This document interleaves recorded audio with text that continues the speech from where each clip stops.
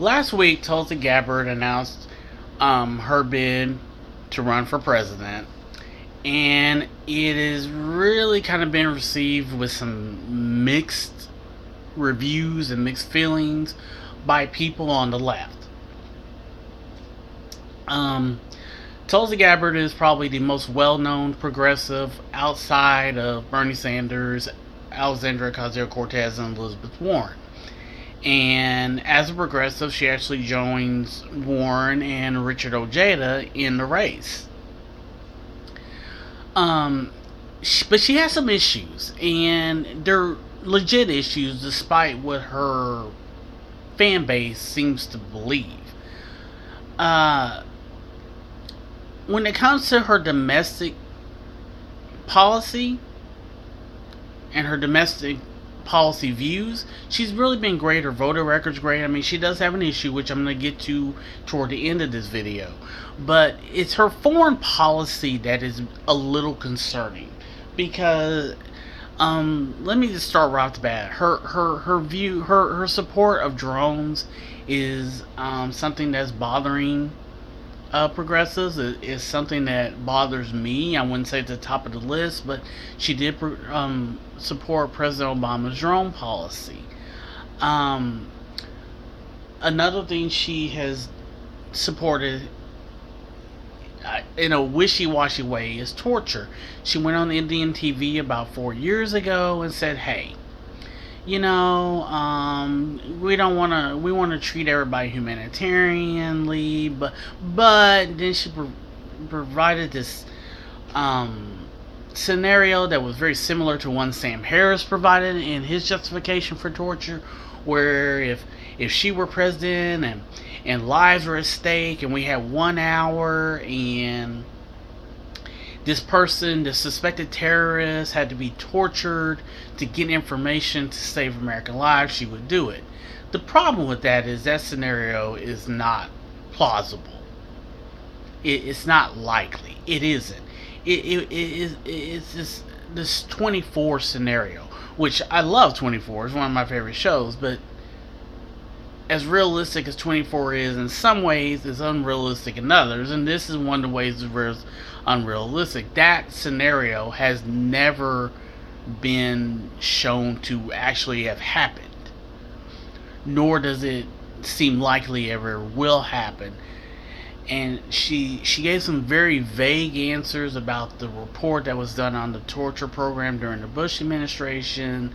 She seemed very hesitant to really condemn the Bush torture program.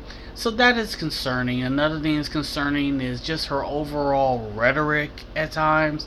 She went on Fox News and openly criticized President Barack Obama for not using the term extreme Islamic radicals, which just seemed off at the time, because it was disturbing at the time, because Fox News was, and hell, they still are, who we kidding, still were putting this narrative out that, like, President Obama's really a Muslim, and that's why he won't say it, and he's kind of secretly working with the terrorists, and this kind of crazy bullshit that they do.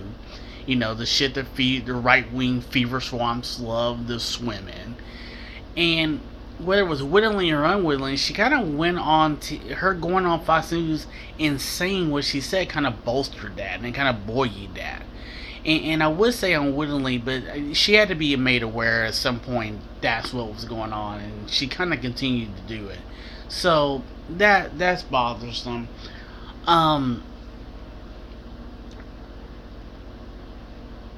Now, the thing that maybe bothers me the most, and I'm just gonna be honest, she has an affinity, it appears, and it is an affinity for far right-wing authoritarians. She has shown this tendency to be an apologist for Bashar al-Assad in Syria. She definitely has shown sympathy toward him. He's not a sympathetic figure. She has received support from people and sympathizers of Modi, who is the Indian leader. And Modi has been reported to be legitimately reported to be behind some atrocities that have gone on in India, some persecution of religious minorities, Muslims mainly, of homosexuals, of basically anyone who is against their regime. She's kind of shown some support at times for Erdogan and Turkey, or some sympathy toward him. So her support of authoritarians is bothersome. It is rather bothersome, actually. And The Intercept did a great story on this. Where up until October of 2018, she was receiving financial contributions and support from these Modi allies. And now she says that she has cut that off, that when she was made aware of what they really had done and what they were really supporting. But the Intercept report says that even though she says that, she's actually still secretly been courting their support and their contributions. So these are things she really needs to answer for.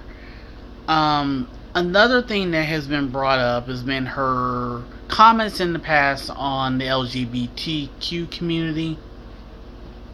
She's referred to homosexuals as extremists, as an abomination. She was adamantly virulently against same-sex marriage. Now, her voting record since she's been in Congress is actually quite contradictory to the statements she has made. Now, in fairness, when she made those statements, it was back years ago, 14, 15 years ago, when she was 20, 21, 22, 23, 24. But there is some record that even as recently as 6 or 7 years ago, she stood, or 7 or 8 years ago, I should say, she stood by those comments. But her voting record in Congress contradicts that. So you have to go by record. She recently released a statement just the other day, basically saying that she fully supports the LGBTQ community. So, I mean, you can only go by that. I mean, for me, that is a huge issue. So I'm kind of mixed on that, because while that itself is a huge issue, her comments maybe aren't so much, because they are in the past, and her voting record has shown that she no longer believes that way. So there it is. And look, and she does, and I just want to say, she does have this pretty adamant fan base, I guess, led by what some call the dumb left. I'll call them the purity left, who seem to not really be caring too much about this record. And the problem I have with that is they hold everyone else to the standard. A lot of her foreign policy stances and things she has said mirror Hillary Clinton in some ways, which was one of the main reasons given why that part of the left said they could not vote for Hillary Clinton. So I'm kind of confused as to why it's okay with Tulsi Gabbard. But look, here's what it comes down to. If Tulsi Gabbard is a Democratic nominee, I'll vote for her. She is immensely better than the alternative, so that's not really your argument. My problem is just her stance in general on some of these issues. I think she needs to come out. She needs to explain what her position is right now. And like with all the candidates, whether it's Bernie, if he runs, or Elizabeth Warren, or Richard Ojeda, we gotta hear them out.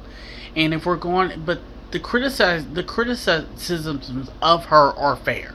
If we're gonna go after Kristen Gillibrand, if we're gonna go after Kamala Harris and Cory Booker, and rightfully so, because they're deserving of criticism, we have to go after Tulsi Gabbard too. I mean, some of her foreign policy stances are neoliberal, and if not just far right wing in some cases. So that's it for this video. If you have a comment, please drop it in the box. Hit the like button. Please go ahead and hit that subscribe button. It would be much appreciated. I need to get my subscribers up and the views up. So, and just remember, ignorance is a choice. So, be informed, be aware. Knowledge is essential, and facts matter. So, until next time, see ya.